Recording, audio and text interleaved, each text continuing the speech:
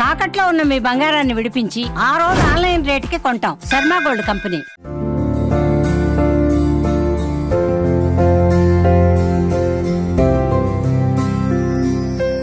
ఈ సినిమాతో పవన్ కళ్యాణ్ గారికి ఇంకా పెద్ద ఫ్యాన్ అయ్యాం సార్. మాకు ఎంతో బలం వచ్చి ఆ సినిమాకి జోహార్లు పలుకుతున్నాం సార్. సినిమా ఎంతో బాగుండింది సార్.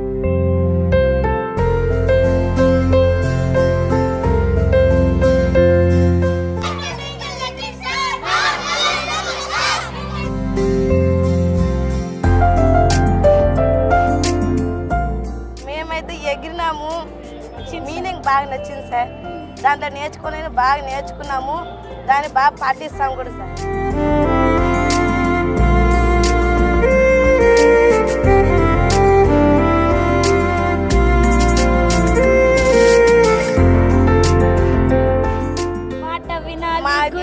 మాట వినాలి సాంగ్ అంటే ఆ డైలాగ్ వింటేనే మనలో ఉండే బూస్ట్ అనేది బాగా పెరుగుతుంది అన్నమాట.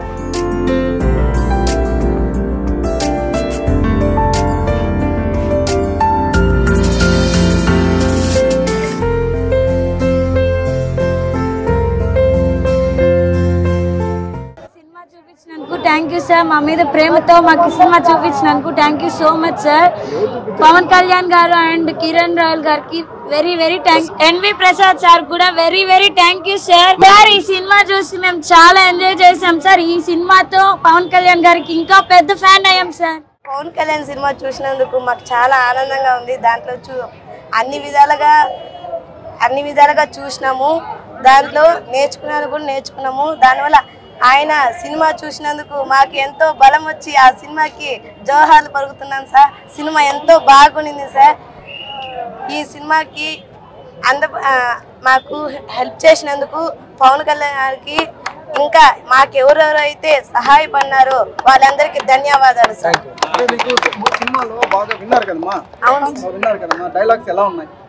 సూపర్ ఉన్నాయి సార్. మేమైతే ఎగిరినాము. కానీ ఆ ఎంజాయ్మెంట్ లో మా మీనింగ్ బాగా నచ్చింది సార్. దాంట్లో బాగా నేర్చుకున్నాము. దాన్ని బాగా పాటిస్తాం కూడా సార్. మాట వినాలి సాంగ్ అంటే ఆ డైలాగ్ వింటేనే మనలో ఉండే బూస్ట్ అనేది బాగా పెరుగుతుంది అన్నమాట. ఈ రోజు ఒక మా అదృష్టంగా భావిస్తున్నాము. ఎందుకంటే నిన్నటి దినం తిరుపతిలో ఉన్న విభిన్న ప్రతిభావంతులైన వాళ్ళందరూ కూడా మేము పవన్ కళ్యాణ్ గారి అభిమానులం. హరిహర వీరముల గురించి మేము స్కూల్లో ట్యూషన్లో కూర్చుంటే రోజు మాకు అదే ధ్యాసగా ఉంది.